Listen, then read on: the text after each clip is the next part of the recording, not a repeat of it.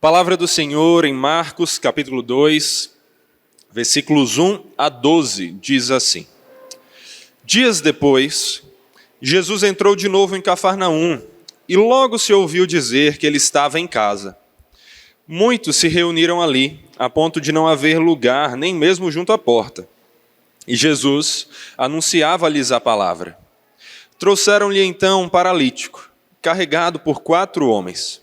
E não podendo aproximar-se de Jesus, por causa da multidão, removeram o telhado no ponto correspondente ao lugar onde Jesus se encontrava, e pela abertura desceram o leito em que o paralítico estava deitado. Vendo-lhes a fé, Jesus disse ao paralítico: Filho, os seus pecados estão perdoados. Alguns escribas estavam sentados ali e pensavam em seu coração: como ele se atreve a falar assim? Isso é blasfêmia! Quem pode perdoar pecados, a não ser um, que é Deus? E Jesus, percebendo imediatamente em seu espírito que eles assim pensavam, disse-lhes: Por que vocês estão pensando essas coisas em seu coração? O que é mais fácil? Dizer ao paralítico: os seus pecados estão perdoados? Ou dizer: levanta-se, tome o seu leito e ande. Mas isto é para que vocês saibam que o Filho do Homem tem autoridade sobre a terra para perdoar pecados. E disse ao paralítico: Eu digo a você, levante-se, pegue o seu leito e vá para casa. Ele se levantou e no mesmo instante, pegando o leito, retirou-se à vista de todos, a ponto de todos se admirarem e darem glória a Deus, dizendo: Jamais vimos coisa assim. Meus irmãos, esse texto é muito bonito. E ele nos dá um testemunho do poder de Jesus. Quando a gente fala de testemunho, é comum a gente ver algumas igrejas que, ao invés da pregação, preferem ter momentos de testemunho. Nós aqui não fazemos isso, mas você já deve ter visto algo assim em alguma igreja, ou algum vídeo circulando por aí de testemunhos de pessoas na frente de igrejas que na maior parte das vezes são neopentecostais, são igrejas que falam de bênçãos materiais e focadas no terreno ao invés de no espiritual. É comum essas pessoas subirem ali diante de todo o restante da congregação para falarem dos seus testemunhos. E quais são os testemunhos que essas pessoas costumam trazer? Meus irmãos, eu recebi do Senhor um carro zero. Eu não tinha nada, agora eu tenho um carro zero. Meus irmãos, eu queria uma casa e agora o Senhor me deu uma casa maravilhosa num condomínio. Meus irmãos, eu estava doente e Jesus me curou. Essas são as causas maiores do testemunho. Mas tem uma história que circulou por aí de uma senhorinha, um vídeo de uma senhorinha, que em meio a uma fila de pessoas dando testemunho nessas igrejas, ela então sobe diante ali de todos e na sua vez é perguntada com empolgação daquele pregador: minha irmã, conte aí a bênção, o que é que Jesus fez por você? E a senhorinha, emocionada, chorando, disse: meus irmãos, Jesus perdoou os meus pecados. Jesus perdoou os meus pecados. E o homem, olhando para ela, disse: que bênção! Mas e o que é que Deus fez por você? Qual foi a bênção que você tem para testemunhar aqui para a gente? Muitas vezes é assim que as coisas acontecem nessas igrejas. Eu já contei essa história aqui, quem já está aqui há mais tempo já deve ter ouvido ela. Mas é porque ela impacta. Muitas pessoas esperam que as bênçãos que o Senhor realmente traz para nós sejam essas bênçãos. Sejam casas, riquezas, sejam posses materiais, sejam curas físicas. E entenda, o Senhor é dono de tudo e Ele governa todas as coisas. Mas o que nós vemos aqui, que é muito belo nesse texto, é que mais do que poder para nos dar um carro, uma casa, ou nos curar de alguma enfermidade física, Jesus é aquele que tem autoridade para perdoar pecados. Jesus é aquele que tem autoridade para perdoar pecados. E é isso que esse texto nos ensina de forma tão bela. Agora, de quem ele perdoa os pecados? E por que ele tem autoridade para perdoar pecados? É isso que esse texto vai nos responder aqui. Em primeiro lugar, nós vamos ver que Jesus tem autoridade para perdoar os pecados daqueles que vêm até ele com fé. Jesus perdoa os pecados daqueles que vêm até ele com fé. O texto começa no versículo 1 dizendo, dias depois. Dias depois do quê? Se você olhar os versículos anteriores, você vai ver que Jesus, no versículo 39, havia decidido ir por toda a Galileia, pregando o evangelho e ali também servindo as pessoas. E aqui Jesus volta para Cafarnaum depois desse período. No versículo 1 ainda, diz assim, Jesus entrou de novo em Cafarnaum e logo se ouviu dizer que ele estava em casa. A casa que Jesus estava aqui não era a casa dele, mas muito provavelmente a casa de Pedro, a casa onde ele curou a sogra de Pedro alguns versículos atrás. Essa casa aqui serviu como uma espécie de base para que os discípulos se reunissem e dali saíssem pregando o evangelho. E o texto vai continuar falando mais a respeito disso no versículo 2. Muitos se reuniram ali, a ponto de não haver lugar nem mesmo junto à porta. E Jesus anunciava-lhes a palavra. Trouxeram-lhe então um paralítico, carregado por 4 homens. E não podendo aproximar-se de Jesus por causa da multidão, removeram o telhado no ponto correspondente ao lugar onde Jesus se encontrava. E pela abertura, desceram o leito em que o paralítico estava deitado. Jesus já havia se tornado muito conhecido aqui. Lá no início do capítulo 1, você já vê que através dos seus milagres, da sua palavra, das suas obras, as pessoas se espantavam, assim como se espantam no final desse texto, dizendo, nós nunca vimos algo assim, nós nunca vimos alguém com tamanha autoridade, nós nunca vimos alguém que prega com essa força e com essa firmeza, com essa autoridade, e nós nunca vimos alguém fazer tantos sinais. Jesus, então, por todos esses feitos, estava muito conhecido.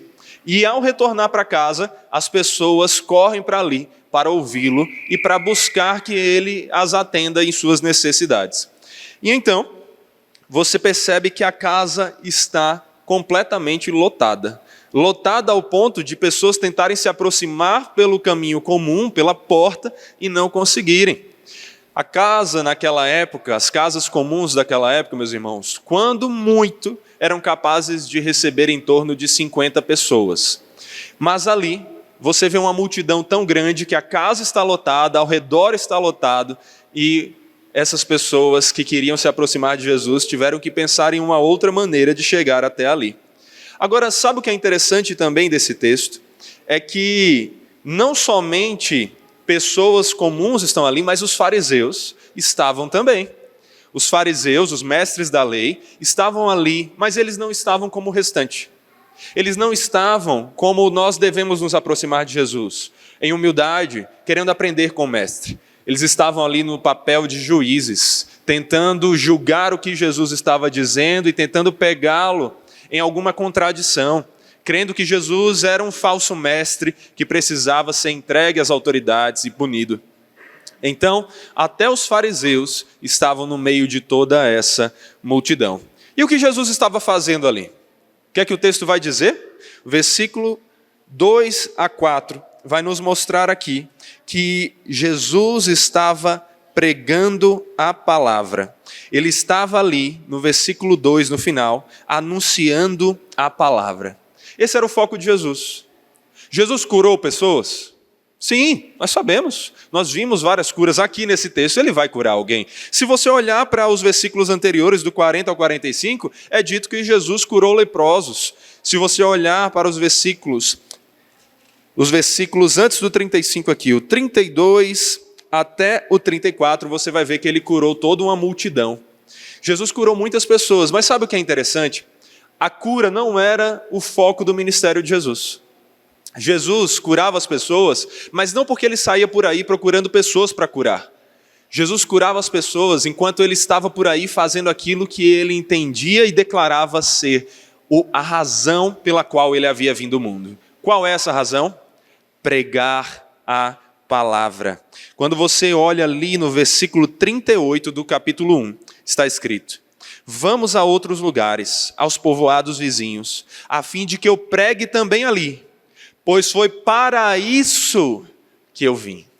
Qual era o foco do ministério de Jesus? A pregação, anunciar a palavra.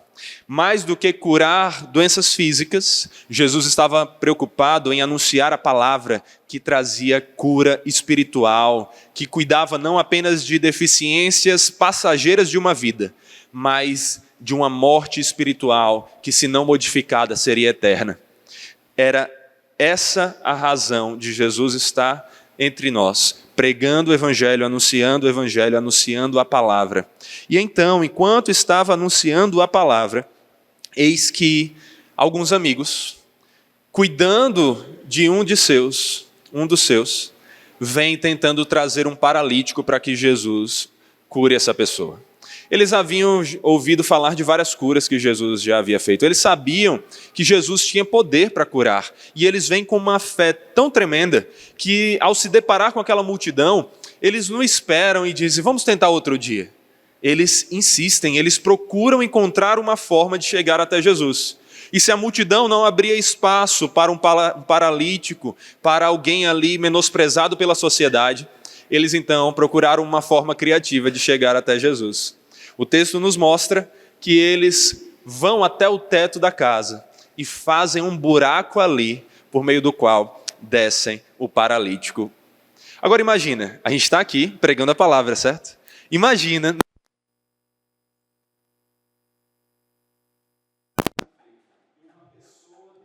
um leito caindo, entrando aqui entre nós. Quão surpreendente seria isso? Nós temos a mania de olhar para os textos bíblicos como texto sem vida. Mas quando você olhar para o texto, use da imaginação santa que o Senhor te deu para você visualizar a cena. Imagine o impacto que isso causou entre as pessoas. Toda uma multidão ao redor de Jesus e de repente um buraco no teto e alguém descendo. Agora, como assim um buraco no teto? Os tetos daquela época não eram firmes como os nossos. Eram muitas vezes feitos ali de uma espécie de palha trabalhada com outras substâncias que davam certa rigidez para suportar a chuva e alguns outros fatores do tempo, mas que poderiam ser destruídos se você fizesse algum esforço a mais. Aqueles homens então fazem isso e descem o paralítico até Jesus. E no versículo 5 nós vemos a reação de Jesus. Qual foi a reação de Jesus? Vendo-lhes a fé, Jesus disse ao paralítico: filho, os seus pecados estão perdoados. A cena é impactante, não é? Você vê um buraco no teto, uma multidão ali e de repente entra um paralítico. Se isso fosse na Universal, o pessoal ia dar glória a Deus ali. Se isso fosse na Mundial, nossa, ia ser gritos de aleluia. Agora, o que é que eles esperariam nessas igrejas? Jesus olhar e dizer: filho, levanta e anda. Foi isso que Jesus disse? O entrevistador, que não dá nem para dizer que é um pastor, um homem desse, mas o entrevistador dos testemunhos dessa igreja, onde a senhorinha foi falar, ficaria desapontado. Ficaria, como assim, Jesus? A gente precisa dar ibope, a gente precisa dar uma bênção de verdade. Cura o homem aí, negócio de perdoar pecados. Mas Jesus está preocupado com algo muito mais importante para a vida desse homem. Mais do que o estado das pernas dele, o estado do seu coração. Jesus olha a fé que aquele homem possui, vê a insistência que ele trouxe ao ponto de entrar de uma forma tão dramática ali e reconhece: esse homem fez esse esforço todo, porque ele sabe, ele crê que eu tenho poder para cuidar dele. Mas mais do que oferecer uma mera cura física, Jesus traz uma cura espiritual. Jesus olha para aquele homem e diz: filho, os seus pecados estão perdoados. Continue imaginando a cena. Qual você acha que foi a reação das pessoas ali? As pessoas comuns. Talvez elas tenham olhado e dito: mas será que era isso que esse homem queria?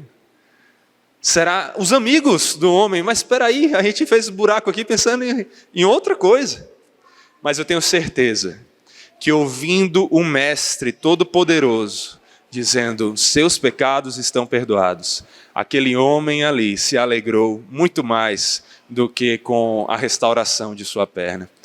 Aquele homem que se aproxima de Jesus, ao reconhecer o Mestre dizendo aquilo, com certeza foi impactado pelas suas palavras, reconheceu o alívio espiritual do perdão que Cristo conquista para nós. E ali ele se alegrou com o que o Mestre fez. Nós vemos, meus irmãos, que Jesus não é simplesmente alguém que tem poder para curar, ele curou.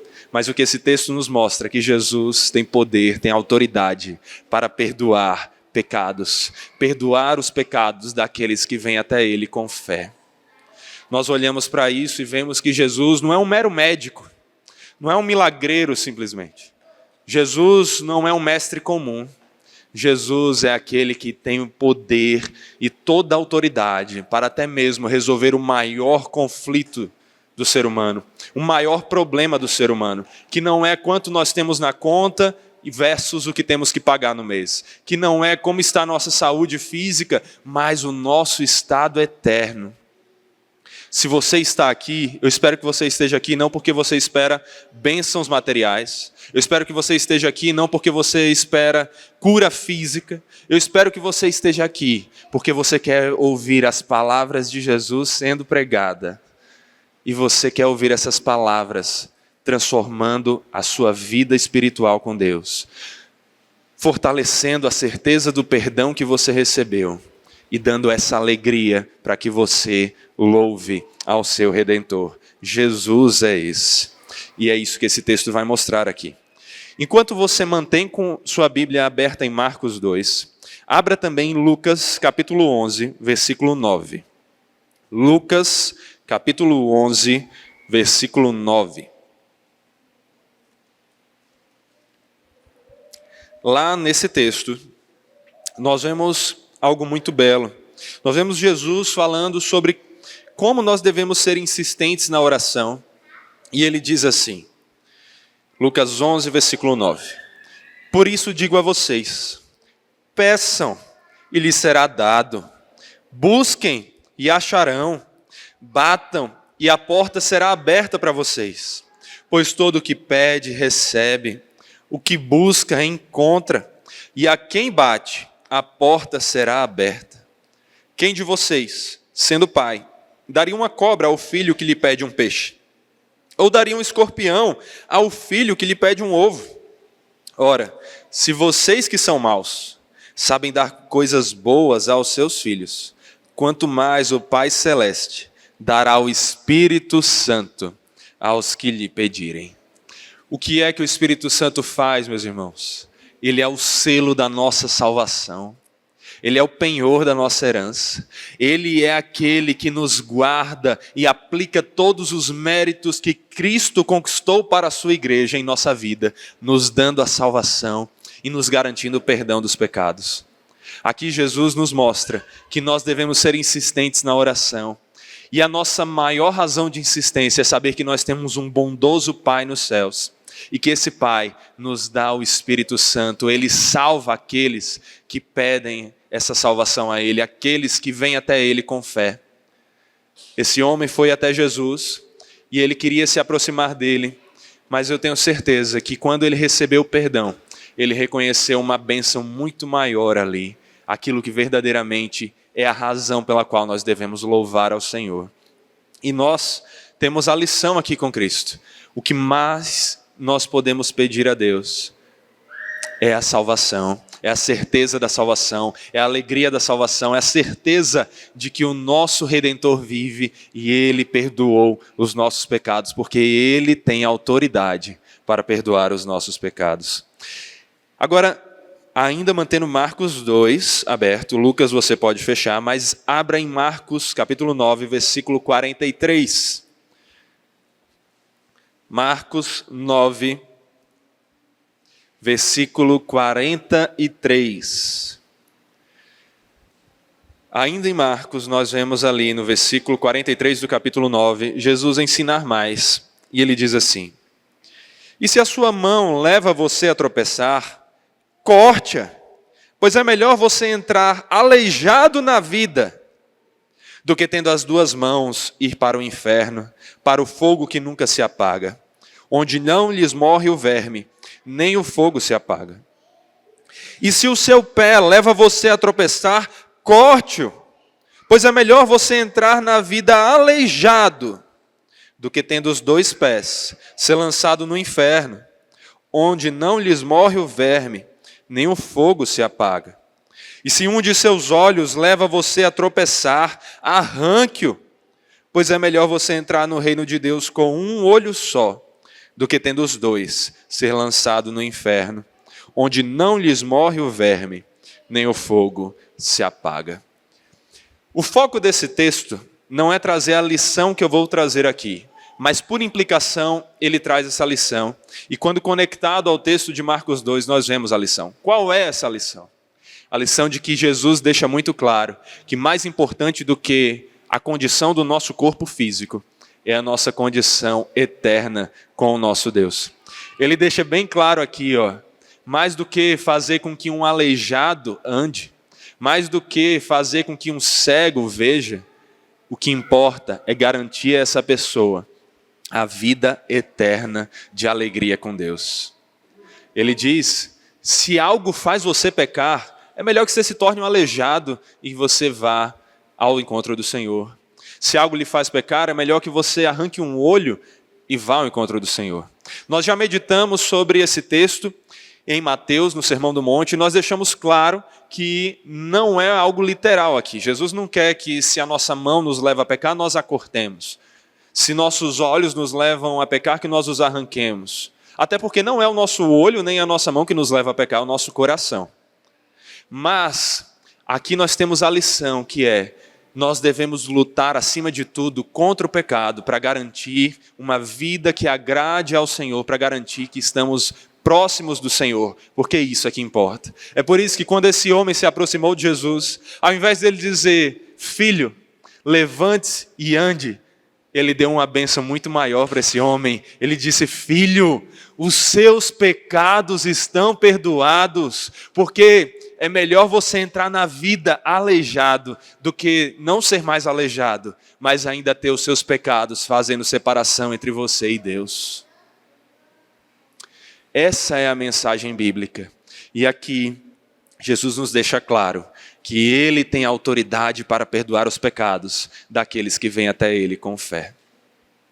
Você tem os seus pecados, porque todos pecamos. Você tem os seus pecados. Quais são eles? Você conhece. E Deus também. Você está arrependido dos seus pecados. Você reconhece que seus pecados fazem separação entre você e Deus. Você reconhece que se você não se livra desses pecados, se você não diz não ao pecado para dizer sim a Deus, é porque você não está amando aquele que é o amor e que é a razão da nossa vida, a vida eterna. Você tem pecados. A questão é como você está lidando com esses pecados. Você está amando mais os seus pecados do que a Deus? Permanecendo firme nos pecados ao invés de permanecer firme na vontade de Deus? Nós vemos aqui que Jesus tem autoridade para perdoar pecados. Você tem pecados, eu tenho pecado. Todos nós pecamos. Todos pecaram. Mas todo aquele que vai a Jesus com fé, encontra nele o bondoso e gracioso Mestre, que tem autoridade para perdoar pecados e que nos garante o perdão. Você tem pecados, se arrependa deles. Busque Jesus e encontre nele o perdão que você precisa, o perdão que você só encontra no Senhor, não por fazer boas ações, mas porque Ele fez a ação perfeita. Jesus morreu por nós, para que nós vivamos para Ele. E aqui nós aprendemos que o perdão de pecados que nós obtemos em Jesus é melhor do que ganhar o mundo inteiro e perder a sua alma. É melhor do que ter a saúde de um corpo perfeito, mas não ter a vida eterna. Meus irmãos, o texto vai continuar e vai nos dizer que Jesus tem autoridade para perdoar pecados daqueles que vêm até Ele com fé, mas vai nos explicar também a razão disso. Por que Jesus tem essa autoridade? Por quê? Porque Ele é Deus. Jesus é Deus. Versículo 6. Alguns escribas estavam sentados ali e pensavam em seu coração. Notem que os mestres nem sequer se pronunciaram. Eles não falaram. Eles não chegaram e disseram, isso é um absurdo. Eles não gritaram para serem ouvidos. Eles pensaram. E o pensamento deles foi o suficiente para que Jesus conhecesse. Jesus aqui já começa a mostrar mais uma vez a sua divindade. Ele demonstra que Ele é aquele Deus onisciente, que conhece os pensamentos e que sabe o que cada um de nós pensamos e que sabe o que aqueles homens estavam pensando. Aqui nós já vemos uma das provas da divindade de Jesus. E aí no versículo 7 continua. O que é que esses homens estavam pensando? Eles pensavam, como ele se atreve a falar assim? Isso é blasfêmia. Quem pode perdoar pecados, a não ser um que é Deus? E eu tenho uma coisa para dizer para você. Esses homens não estão errados. Eles não estão errados, eles estão certos. Até aqui a teologia deles está certa. Porque ninguém tem autoridade para perdoar pecados, a não ser um que é Deus. Maria, que não é Deus, não tem autoridade para perdoar pecados. Os santos, que não são Deus, não têm autoridade para perdoar pecados. O Papa, um mero homem, não tem autoridade para perdoar pecados. Os padres, em seus confessionários, não têm autoridade para perdoar os pecados daqueles que eles ouvem. Eu e outros pastores não temos autoridade para perdoar os pecados. Só um tem autoridade para perdoar pecados, e esse é Deus. Eles estavam teologicamente certos, mas o conhecimento deles estava certo. A sua prática, a aplicação daquele conhecimento estava equivocada, porque ao mesmo tempo que eles reconheciam que só Deus pode perdoar pecados, eles falhavam em reconhecer então que ali, diante deles, estava aquele que é um com o Senhor, que é a expressão exata do ser de Deus, que desde o início da criação é o próprio Deus, desde antes da criação, é o Deus que tem autoridade para perdoar pecados. O Senhor aqui diz, eu mesmo, sou eu que apago as tuas transgressões, por amor de mim, os teus pecados, eu não me lembro.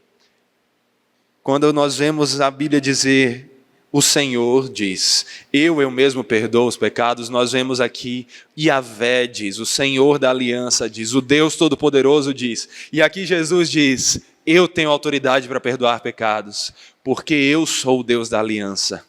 Eu sou o Deus da sua salvação e só Ele pode perdoar pecados. O problema é que esses homens não estavam reconhecendo que ali diante deles estava o Cordeiro de Deus que tira o pecado do mundo.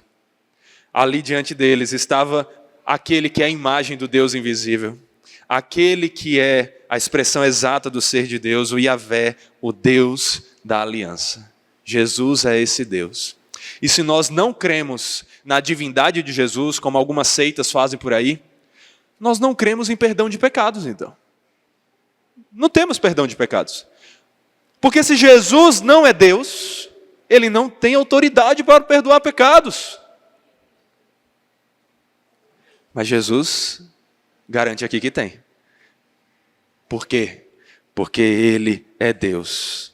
Versículo 8 continua e diz, e Jesus, percebendo imediatamente em seu espírito que eles assim pensavam, disse-lhes, por que vocês estão pensando essas coisas em seu coração? O que é mais fácil? Dizer ao paralítico, os seus pecados estão perdoados, ou dizer, levante-se, tome o seu leito e ande. Como Deus, Jesus reconhecia o pensamento daquele povo. E ele faz essa pergunta para eles não porque ele realmente quer uma resposta ali. É meio que uma pergunta retórica. A verdade, dizer é fácil dizer as duas coisas. O que é difícil é fazer com que suas palavras tenham autoridade para mudar a situação. Mas Jesus aqui tem autoridade. E ele tem autoridade para ambas as coisas. E é por isso que no versículo 10 Jesus continua: mas isto é para que vocês saibam que o Filho do Homem tem autoridade sobre a terra para perdoar pecados. E disse-lhe ao paralítico: eu digo a você, levante-se, pegue o seu leito e vá para casa.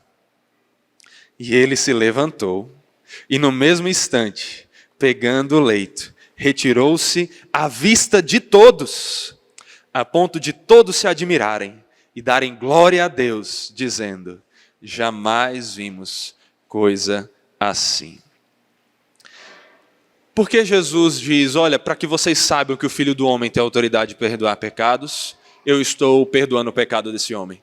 Será que isso significa, como alguns tentam pregar por aí de forma errada, que os nossos pecados, as nossas doenças, na verdade, são por causa dos nossos pecados diretamente?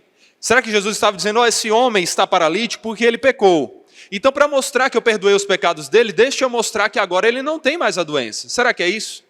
Não, a gente não pode assumir que qualquer doença é fruto de um pecado direto. Jesus mesmo ensina isso. Quando ele cura um cego, os seus discípulos chegam para ele e dizem: mestre, quem foi que pecou para que ele nascesse assim? Foi o seu pai? Foi a sua mãe? E ele diz: não, ele nasceu assim para que a glória de Deus fosse manifestada. Há pecados que sim, trazem consequências. Os pecados trazem consequências, acima de tudo, trazem a consequência da separação de Deus. Há pecados que trazem também consequências físicas. Mas nem toda consequência física, nem toda doença é uma consequência direta de um pecado. O que Jesus está falando aqui, então, é o quê? Por que ele fala que, para provar que eu perdoei os pecados, deixa eu fazer isso? Porque ele queria mostrar que as palavras dele têm poder. E ele estava mostrando isso através daquilo que aqueles homens podiam ver. Aqueles homens não eram capazes de reconhecer o perdão de pecados sendo feito num instante pela palavra do Deus Supremo que é Jesus. Mas eles podiam ver aquele homem paralítico se levantando e andando. Então, para mostrar que as suas palavras tinham poder, o poder daquele que é o verbo, a palavra que criou todas as coisas e que mantém todas as coisas, Jesus usa a sua palavra e com a sua palavra, aquele homem é modificado, é restaurado e ele levanta e anda. Isso é belo, mas mais do que é belo porque mostra que aquele homem agora não tinha mais esse problema, é belo porque mostra o poder de Deus, o poder de Jesus que é Deus, e mostra que assim como ele garantiu que aquele homem levantasse e andasse por meio das suas palavras, quando ele disse os seus pecados estão perdoados, ali também ele estava usando de palavras verdadeiras, porque ele é a verdade, a sua palavra é a verdade, e por meio da sua palavra, tudo o que ele diz se torna a verdade, ele muda as coisas. Agora também é interessante você observar que Jesus diz: olha, para que vocês saibam que o Filho do Homem tem autoridade para perdoar pecados, eu vou dizer para ele se levantar. Mas como assim, Filho do Homem? O foco do texto aqui não é mostrar a divindade de Jesus, por que ele está dizendo então o Filho do Homem tem autoridade para perdoar pecados? Será que Jesus está aqui querendo mostrar que ele é homem e que sendo homem, assim como todos os homens, ele tem autoridade para perdoar pecados? Não, não é isso, né? A gente acabou de entender que só há um que perdoa pecados, e esse é Deus. Então por que Filho do Homem? Para Jesus mostrar que é homem? Sim, Jesus é homem, nós sabemos disso. Jesus é completamente homem, mas ele é também completamente Deus. E só por causa disso ele consegue ser o mediador perfeito, o único mediador. Não Maria, não Papa, não santos, não anjo, ninguém. A não ser Jesus, o único mediador entre Deus, porque ele é Deus, e entre os homens, porque ele se fez homem. Mas por que então Filho do Homem? Aqui é a importância de você conhecer a Bíblia como um todo, de você buscar olhar para ela como um todo. A importância de você saber o Antigo Testamento, mesmo na Nova Aliança. Ao contrário do que algumas pessoas dizem, nós só precisamos ler o Novo. Não, precisamos ler o Antigo, para entender como Jesus é o cumprimento de tudo que é ensinado no Antigo. Sabe por quê? Filho do homem não é uma expressão que aponta para a humanidade. Filho do homem é justamente o oposto. É uma expressão que aponta para a divindade. Filho do homem é a expressão que Daniel usa para se referir a um homem que ele vê descendo dos céus. Um homem a quem é dado domínio e glória e reino, para que os povos, nações e homens de todas as línguas o servissem. O seu domínio é domínio eterno, que não passará, e o seu reino jamais será destruído. Se você for lá para Daniel, você vai reconhecer que essa visão que ele teve, desse que ele chama de filho do homem, é justamente a visão de Cristo. Ele viu ali uma teofania, uma imagem de Cristo antes da sua encarnação. Ele viu ali Jesus como filho do homem, aquele Deus com aparência de homem que veio e mostrou a sua autoridade e poder. Jesus é homem? Sim, ele é homem. Mas ele é Deus, e só porque ele é Deus, ele tem autoridade para perdoar pecados. Se você busca Jesus, você não está buscando um mero mestre. Alguém estava falando para mim que foi feita uma pesquisa na rua e foi perguntado, você acredita que Jesus é Deus? E as pessoas estavam dizendo, não acredito que Jesus é Deus. Hoje em dia as pessoas não acreditam que Jesus é Deus. Elas acreditam que Jesus é um mero homem. Um bom homem, um grande mestre, mas apenas um homem. Só que isso é uma contradição, sabia? Não dá para você acreditar que Jesus é só um homem e ao mesmo tempo dizer que ele é um bom mestre, como as pessoas dizem. Sabe por quê? C.S. Lewis, autor das Crônicas de Nárnia e de outros livros, ele chamou a atenção para isso. Você não tem como acreditar que Jesus é apenas um homem e um homem bom. Porque se Jesus é apenas um homem, ele não era um homem bom porque ele era um mentiroso. Porque ele várias vezes assumiu coisas que só Deus pode fazer. Aqui é um exemplo disso. Ele disse, eu perdoo pecados, sabendo que só Deus pode perdoar pecados. Se Jesus era um mero mestre, ele era um mentiroso, que garantiu o perdão de pecados a pessoas às quais ele não podia garantir. Se Jesus era um mero mestre, se ele não era um mentiroso, ele era doido. Por quê? Como algum homem em sã consciência que não está mentindo, pode se dizer ser Deus sem ser Deus? Só se ele estiver fora de si, como um Henrique Cristo da vida, que eu não sei se é um mentiroso ou um doido, mas enfim. Jesus não pode ser um mero mestre e ainda ser um mestre bom. Ou ele é Deus, ou ele é um mentiroso e um lunático.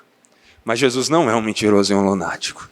Ele é sim um excelente mestre, mas porque ele não é apenas um mestre. Ele é o mestre dos mestres, ele é o Senhor dos senhores, o Rei dos reis, ele é o Deus todo-poderoso. Ele é aquele que tem autoridade para perdoar pecados. Esse é o Filho do homem. Esse é o Filho do homem. E então, meus irmãos, diante de tudo isso, o que nós podemos fazer? Em primeiro lugar, nós podemos crer nisso. Porque a Bíblia é palavra de Deus, palavra inerrante do Senhor, a palavra que traz a autoridade de Jesus. E quando ela afirma, nós somos chamados a crer. Nós cremos. E não cremos indo contrários à razão. A fé na Bíblia, na palavra de Deus, como autoridade suprema, não é uma fé irracional, contrária à razão. Ela é racional, ela faz sentido, só que ela também não para na razão, ela é além da razão, ela é supra-racional, porque a nossa razão, até onde ela vai, ela consegue ver que o que a Bíblia ensina é verdade. Mas há um momento que a nossa razão limitada não consegue alcançar, mas pela fé, que é um dom de Deus, nós cremos que é verdade, e nós temos aqui a palavra nos mostrando que Jesus não é um mero homem bom mestre, ele é o Deus Todo-Poderoso, que tem autoridade para perdoar pecados daqueles que vêm até Ele com fé, justamente porque Ele é Deus. Então a primeira coisa, creia, não duvide da palavra. Creia que Deus, que Jesus tem autoridade para perdoar seus pecados. E Ele tem autoridade para perdoar qualquer tamanho de pecado. Mas Saul, você não sabe o que eu fiz foi terrível. Não importa quão terrível foi o seu pecado. Jesus é maior do que tudo isso. A vida dele vale mais do que não importa o tamanho da sua ofensa. Ele tem autoridade para perdoar pecados. E Ele perdoa todos os pecados, todos, sem exceção, daqueles que vêm até Ele com fé. Por isso, creia. Seu pecado não pode mais fazer separação entre você e Deus, porque se você está em Cristo, já não há mais condenação. Você está salvo e Deus não olha mais para você pelos seus pecados, Ele olha para você pela justiça de Cristo. Então creia e receba a alegria de ter essa certeza no coração. Não duvide. Creia. E se você tem tido dificuldade, chegue a Cristo e diga: Senhor, me ajude na minha pequena fé. Me dê essa certeza da salvação, de que o Senhor tem autoridade para perdoar pecados e que o Senhor perdoou os meus pecados. E Ele, que diz: peçam e lhes será dado, busquem e encontrarão, batam e a porta lhes será aberta, garante que todo aquele que pede a Ele, o Espírito Santo que garante e aplica a salvação do perdão dos pecados, todo o que faz isso de verdade, recebe dele o perdão. Então, louve a Deus e testemunhe disso, não porque você recebeu um carro do ano ou uma casa maravilhosa, mas porque Jesus perdoou os seus pecados. E crendo nisso, não apenas creia para si, mas seja alguém que saia por aí dizendo: jamais vimos coisa assim, ninguém mais faz isso, não há um outro e nenhuma outra religião que tem autoridade para perdoar pecados, que é o Deus encarnado, que é o único caminho, verdade e a vida, só há Jesus. Então seja uma testemunha disso, testemunhando a partir do que a palavra diz e de como essa palavra mudou sua vida. Que você lembre-se do perdão de pecados e que você sempre valorize esse perdão como a maior de todas as bênçãos que você tem, mesmo quando você está aleijado, machucado, passando por dificuldades financeiras. Se você ouviu: filho, os teus pecados estão perdoados, você pode se alegrar, porque o maior de todos os seus problemas já foi resolvido. Filho, filha, Jesus diz: se você nele crê, os teus pecados estão perdoados. Oremos a esse Deus. Pai Santo, Todo-Poderoso, nós te louvamos por Jesus, porque Jesus é Deus, assim como o Senhor Pai é Deus, assim como o Espírito é Deus, porque nós estamos orando àquele que é a Trindade Santa, o Deus Todo-Poderoso.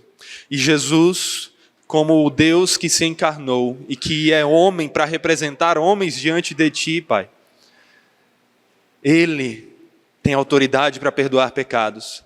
E pela fé, que foi um fruto do Teu Espírito em nós, nós cremos que Ele perdoou os nossos pecados e que hoje podemos nos aproximar de Ti, certos de que nossos pecados não mais nos afastam, porque o Senhor não nos vê pelos nossos pecados, não nos vê pelas nossas obras, mas o Senhor nos vê por quem Cristo é, pelo que Cristo fez. E que em resposta a isso, Pai, nós vivamos lutando contra o pecado, para andarmos seguindo os passos do nosso Mestre, aquele que é o único que é bom, que é o único que é Deus, aquele que perdoou os nossos pecados. Nos dê alegria pela salvação, nos dê verdadeira alegria, não nos deixe, Pai, ficar acostumados com a salvação ao ponto dela perder o seu valor como se fosse um presente antigo, mas que ela seja sempre algo belo aos nossos olhos, sempre ali diante de nós pela fé, nos dando a certeza de que fomos perdoados e a alegria disso, para que sempre nos alegremos do Senhor, apesar das circunstâncias, sabendo que Jesus perdoou os nossos pecados.